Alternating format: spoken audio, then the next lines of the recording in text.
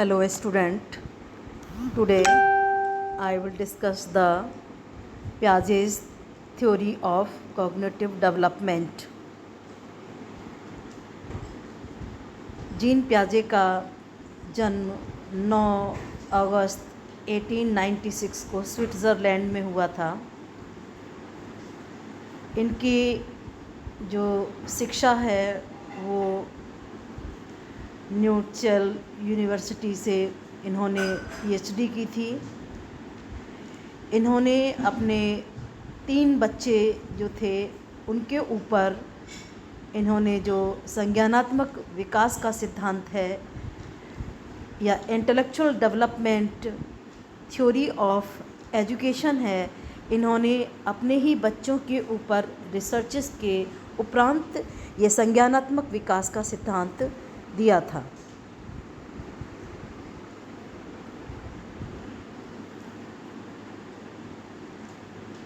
Gene पियाजे का जो सिद्धांत है वो 20वीं शताब्दी का सबसे एक महत्वपूर्ण अनुसंधान है डेवलपमेंट्री रिसर्च के एरिया में।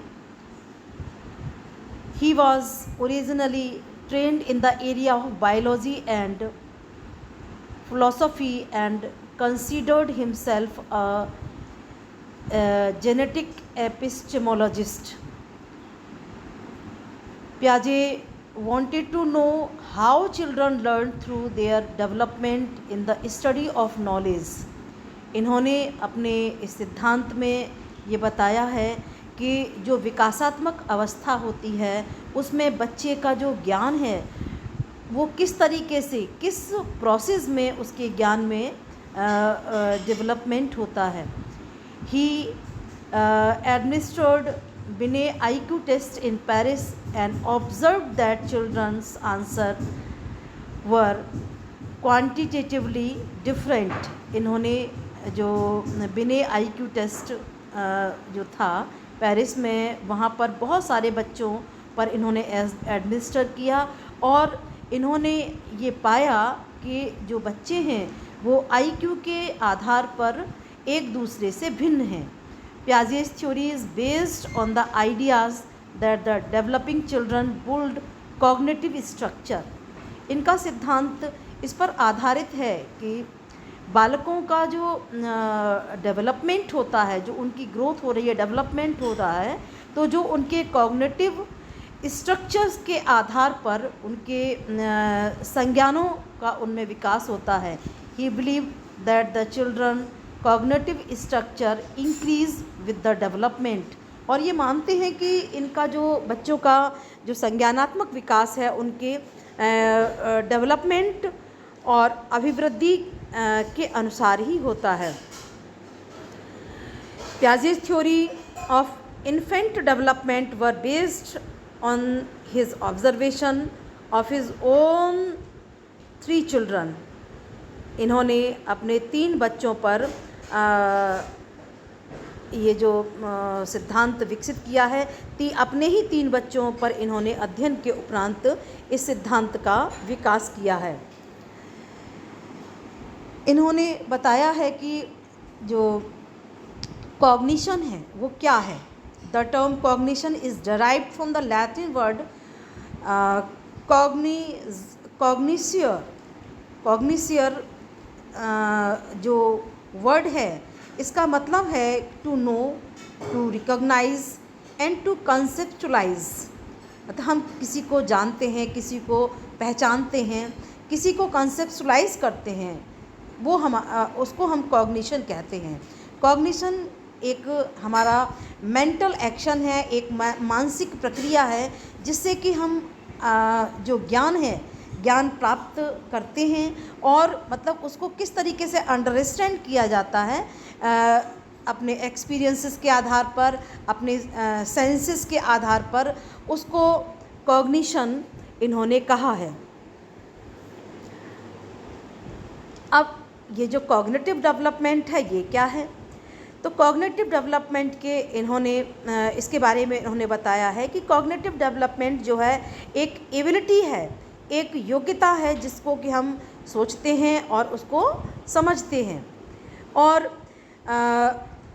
जो सोचने और समझने की जो योग्यता है, इससे हम क्या करते हैं, हम इससे रीज़न्स डेवलप करते हैं, अपनी समस्याओं को सॉल्व करते हैं। और ये वो एक प्रक्रिया है जिसमें कि एक व्यक्ति सोचता है और अपने जो लाइफ स्पैन में, अपने जीवन में विभिन्न चीज़ों को उनमें बदलाव वो लेकर के आता है। Piaget's studies cognitive development by observing children in particular to examine how their thought process change with age। इन्होंने बहुत माइन्यूटली स्टडी किया और ये पाया कि ये थॉट प्रोसेस बच्चों के डेवलपमेंट के हिसाब से बहुत माइन्यूटली चेंज होती है, and it is the growing apprehension and adaptation to the physical and social environment. और ये जो कॉग्निशन का डेवलपमेंट है वो हमारे सामाजिक वातावरण और हमारा जो फिज़िकल एनवायरनमेंट है उसके एडेप्टेशन के थ्रू ये सारी चीज़ें, संज्ञानों का विकास होता है।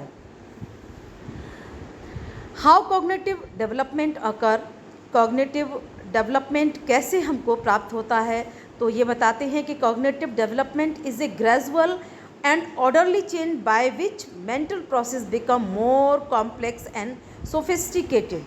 इन्होंने ये बताया है कि ये जो संज्ञानात्मक विकास है वो बहुत धीमे और एक ऑर्डरली प्रोसेस में होता है, और ये जो मेंटल प्रोसेस है ये सामान्य से कॉम्प्लेक्स की ओर डेवलप होती है। The essential development of cognition is the establishment of new schemas. इसमें जो कॉग्निशन है इसमें हम न्यू नॉलेज, नया जो ज्ञान है, न्यू स्कीमाज इसमें एस्टेब्लिश होते हैं, न्यू नॉलेज इसमें एस्टेब्लिश होता है।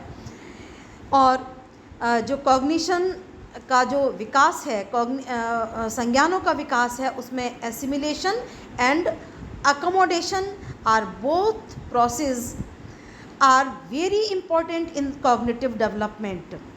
आत्मसातीकरण और समायोजन की जो प्रक्रिया है वो संज्ञानों के विकास में एक महत्वपूर्ण अपना योगदान देती है।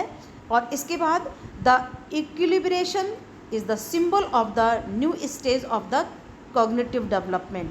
इक्विलिब्रेशन मीन्स हम किसी संतुलन जो होता है वो एक स्टेज के बाद में जब हम दूसरी स्टेज में हम प्रवेश करते हैं और उस स्टेज में हम किस तरीके से बिहेव करते हैं, संज्ञानों का विकास करते हैं, तो इसमें जो संतुलनीकरण की प्रक्रिया है, संतुलन करने की जो प्रोसेस है वो एक इम्पॉर्टेंट प्रोसेस होता है जिसके माध्यम से जो संज्ञानों का विकास होता है वो एसिमिलेशन, एकोमोडेशन एंड इक्विलिब्रेशन के आधार पर हम कॉग्निटिव डेवलपमेंट हमारा विकसित होता है। इसके कुछ की कॉन्सेप्ट हैं। Schema is a internal representation of the word. It helps an individual understand the word they inhabit। They are cognitive structure that represent a certain aspect of the word and can be seen as categories which have certain preconceived ideas in them। Schema क्या होते हैं, एक इनको हम knowledge structure भी कह सकते हैं कि ये एक प्रकार के नॉलेज स्ट्रक्चर होते हैं जो कि हर व्यक्ति के, हर बच्चे के अंदर विद्यमान होते हैं। जैसे कि my schema for Christmas include Christmas tree, present, giving money, green, red, gold, winter, Santa Claus. अगर हम ये कहते हैं, अगर हमने क्रिसमस एक शब्द बोला तो क्रिसमस में हमारे सामने कौन कौन सी चीज़ें आती हैं, जिसमें कि क्रिसमस ट्री है, उसमें तोहफे देता हुआ सेंटा क्लॉज है, उसमें लटकी हुई टॉफ़ियाँ हैं, रेड, गोल्ड और इस तरीके के रिबन हैं, विंटर सीज़न है। तो ये सारी चीज़ें अगर हम क्रिसमस बोलते हैं तो ये सारी चीज़ें हमारे दिमाग में, हमारे स्कीमास उभर के हमारे दिमाग में आते हैं।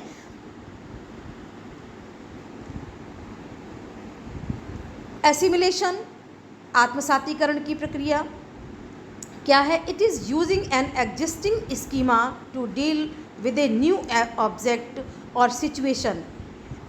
इसमें जो हमारे स्कीमास जो हमारे अंदर होते हैं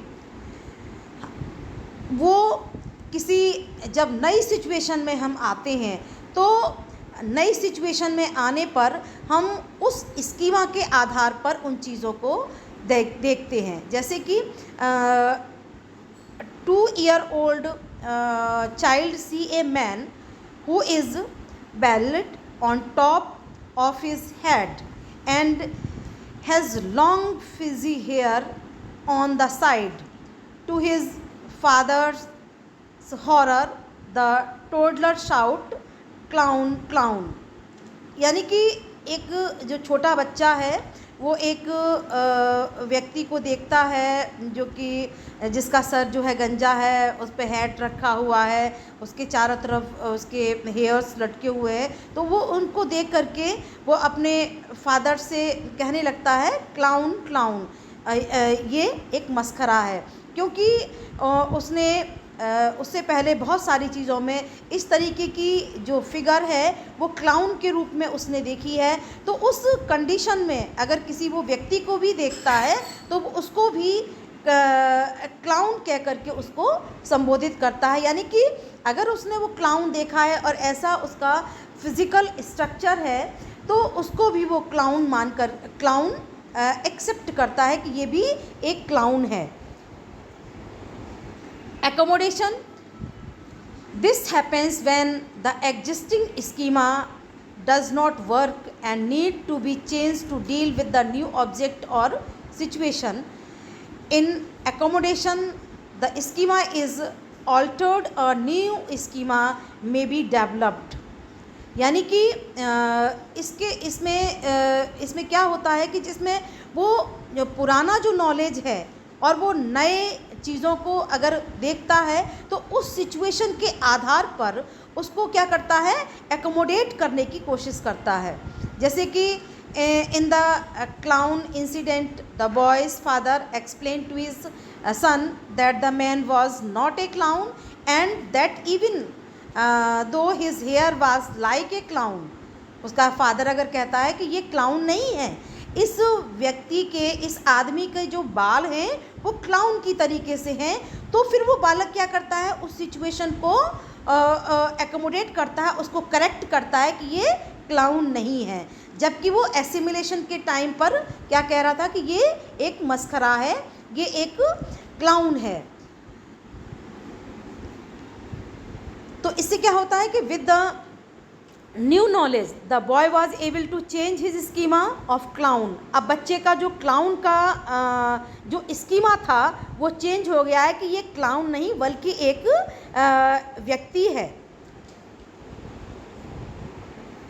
इक्विलिब्रेशन यानी कि संतुलन के अंतर्गत प्याजे believed that cognitive development did not progress as a steady rate but rather in leaps and bounds. Equilibrium occurs when a child schemas can deal with most new information through assimilation. As a child progresses through the stage of the cognitive development, it is important to maintain a balance between applying previous knowledge, assimilation, and changing behavior to account for new knowledge. Accommodation equilibrium helps explain how children are able to move from one stage of thought to the next. Equilibrium में जो student है, मतलब हम पुरानी situation में जो हमने knowledge gain किया है और नई सिचुएशन में जो हमें ज्ञान प्राप्त हो रहा है, तो दोनों के बीच में ये संतुलन करके और संतुलन के आधार पर एक न्यू नॉलेज ऑफ स्ट्रक्चर को इसमें डेवलप किया जाता है। प्याजे के अनुसार the 4 stages of the development जो बताई गई हैं, वो पहली स्टेज है the sensory motor stage, birth to 2 year. इसमें जो पीरियड होता है, इसमें infants construct and understand of the world by coordinating sensory experiences.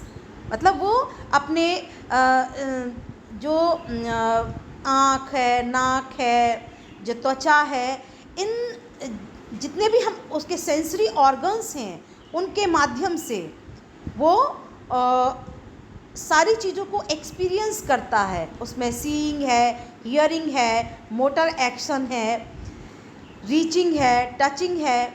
इसके बाद में उसके अंदर डेवलपिंग ऑब्जेक्ट परमानेंस, मतलब उसको उसकी मेमोरी में वो रियलाइज़ करता है कि ऑब्जेक्ट एग्जिस्ट करता है even if they are out of site.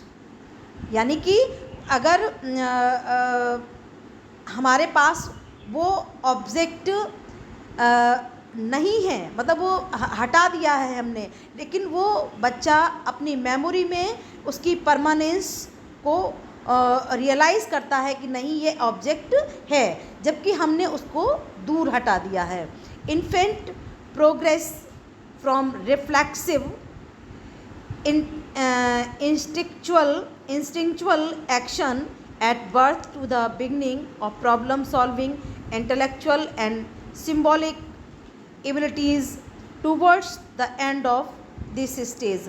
मतलब जो इन्फेंट एज होती है, इन्फेंट एज में सबसे पहले जो रिफ्लेक्सिव एक्शंस होते हैं वो प्रभावी होते हैं, लेकिन धीरे धीरे उसके एक्शंस जो है प्रॉब्लम सॉल्विंग की ओर बढ़ते जाते हैं और वो सिंबॉलिक एबिलिटीज़ उसमें डेवलप होती हैं, क्योंकि उसका लैंग्वेज डेवलपमेंट भी इस स्टेज में शुरू हो जाता है। प्री ऑपरेशनल स्टेज 2 से लेके 7 वर्ष तक होती है। इस स्टेज में the child start to use symbol language. This is the period of developing language and concept, so the child is capable to more complex and representation, that is words, images. He is still unable to use operations। यहाँ वो operations use नहीं करता है, बल्कि वो language को बोलना, उसको लिखना और जितने भी symbols होते हैं उन सब चीज़ों को वो सीख जाता है। इसमें जैसे कि ऑपरेशंस क्या होते हैं कि logical mental rule such as rules of arithmetic, तो वो इस एज में बच्चा वो नहीं सीख पाता है। This stage is further divided to sub stages, that is preconceptual stage 2 to 4 year होती है। इसमें जो बच्चे हैं increased use of the verbal representation, मतलब जो भी वर्बल जितनी भी चीज़ें होती हैं उनको बोलने में सक्षम होते हैं, बट स्पीच इज़ ईगोसेंट्रिक होती है उनकी। The child use symbol to stand for actions, a boy a toy doll stand for a real baby और a child role play mummy और डैडी। तो इसमें जो बच्चे होते हैं इस तरीके के वो रोल को वो प्ले करते हैं। इंट्यूटिव स्टेज 4 से लेकर 7 वर्ष तक होती है। यहाँ पर बच्चे की speech become more social, less egocentric. यहाँ बच्चा जो ईगोसेंट्रिकनेस उसमें कम होती है और बच्चा बहुत सोशल होता है। Here the child base their knowledge on what they feel और सेंस टू बी ट्रू। यहाँ पर जो बच्चे क्या महसूस करते हैं, क्या वो चीज़ सही है, इसको इस आधार पर उनके नॉलेज उनका इंक्रीज़ होता है। Yet they can not explain the underlying principle behind what they feel और सेंस। यद्यपि वो जो फील करते हैं, जो महसूस करते हैं और जो सही है वो उसको महसूस तो करते हैं, लेकिन उसका जो अंडरलाइन प्रिंसिपल है उसको बताने में वो अभी सक्षम नहीं होते हैं। The following are the key feature of this stage, क्योंकि इस स्टेज में बच्चे ईगो सेंट्रिज्म पर बेस्ड होते हैं। The child thought and communication are typically egocentric, that is about themselves for their own point of view. For example, if I can't see you, you also can't see me. यानी कि अगर मैं तुमको नहीं देखता तो तुम भी मुझे नहीं देख सकते। It is the inability to see the world from anyone else's eyes. It is well explained by Piaget as three mountain tasks. Animism, treating inanimate object as living one. Children dressing and feeding their dolls as if they are alive. मतलब अपने सभी जैसे कि doll है वो उसको एक मतलब डॉल को भी एक ऐसे ट्रीट करती है बच्ची या बच्चा कि वो एक जीवित व्यक्ति हो, उसकी तरीके से अपने खिलौनों से बच्चे ट्रीट करते हैं। And concentration, the process of concentration on one limit aspect of a stimulus and ignoring other aspect, it is noticed to the conversation. बच्चे एक ही एस्पेक्ट पर फोकस करते हैं और दूसरा जो एस्पेक्ट है उसको वो इग्नोर करते हैं। जब बच्चों से आप बात करिए, कन्वर्सेशन करिए, तो इसको नोटिस किया जा सकता है उनके कंसंट्रेशंस को। Conversation on the other hand is the knowledge and quality is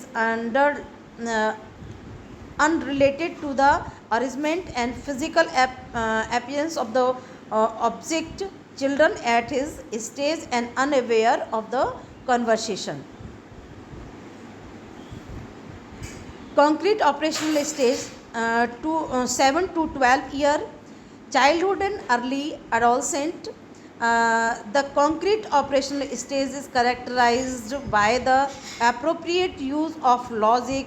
Important process during this stage are serialization, the ability to sort object in an order according to size, shape and other character.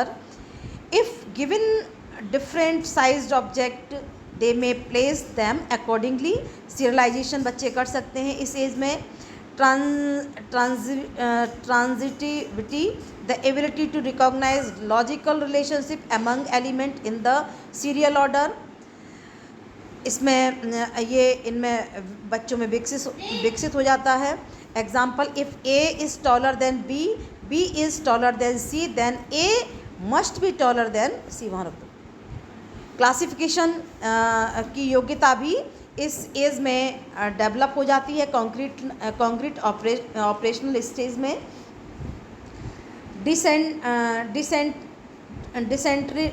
Decentralisation, the ability to make multiple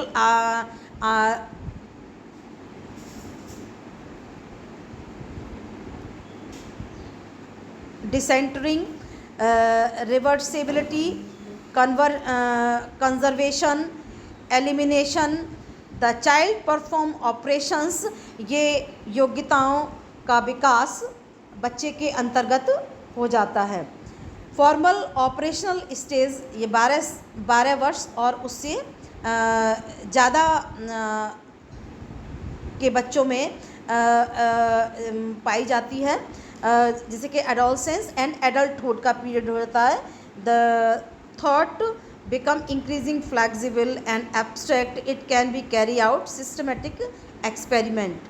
The ability of systematically solve a problem in a logical or methodological way. Understand and nothing in absolute, everything is relative. Develop skill such as logical thought, deductive reasoning as well as inductive reasoning and systematic planning.